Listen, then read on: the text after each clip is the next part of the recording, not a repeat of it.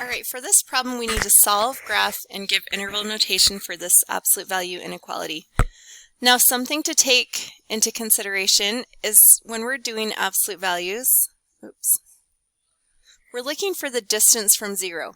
Okay, so that's why when we have like the absolute value of -7, we're really just asking what is this number's distance from zero? Well, it's 7. Okay, that's another reason if we had absolute value of x equals 6, we're looking for the two numbers that would give us a distance of 6 from 0. Well, what are those two numbers? One of them is 6, that's 6 away from 0, but the other is -6. So you have to remember absolute value is asking what is the distance from 0. So this would be 6, -6. So even though this is an inequality, we also have to think about the distance from 15 on the negative part. So the way that you can write this out is I like to think of this as greater, and that kind of helps give a clue, greater, a clue of how to write it. So we're going to have one that's 2x minus 5 is greater than or equal to 15, or still same 2x minus 5, but then just switch that sign, less than or equal to -15. So we flip the inequality sign and then we make the number that was positive now negative. Okay, and now we solve this. We can, if I was writing it again, I would have written it without the absolute values because we took that into account by writing these both out. So then we'll add 5 to each side. We get 2x is greater than or equal to 20. Divide by 2. So we get x is greater than or equal to 10, or, okay, now we do this one. So add 5 to each side. We get 2x is less than or equal to a -10 now. Divide by 2. So -10 divided by 2, we're going to get x is less than or equal to a -5.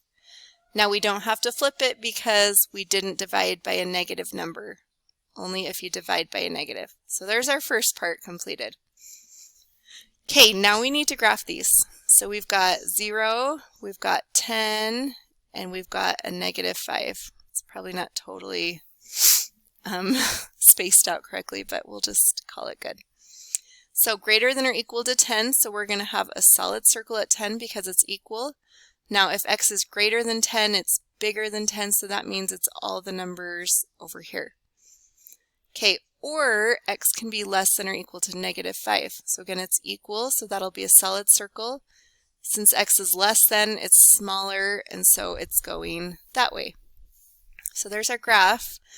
And now we're going to use our graph to write our solution.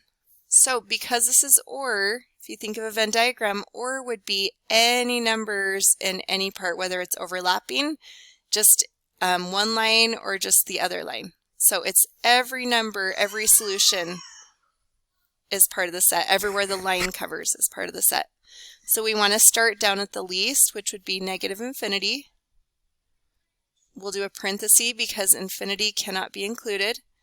It'll go up to -5, which will have a bracket around because it's a closed circle.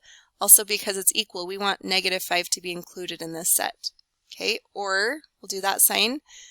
We are at 10, again it's included, so 10, and then up to +infinity, and again a parenthesis.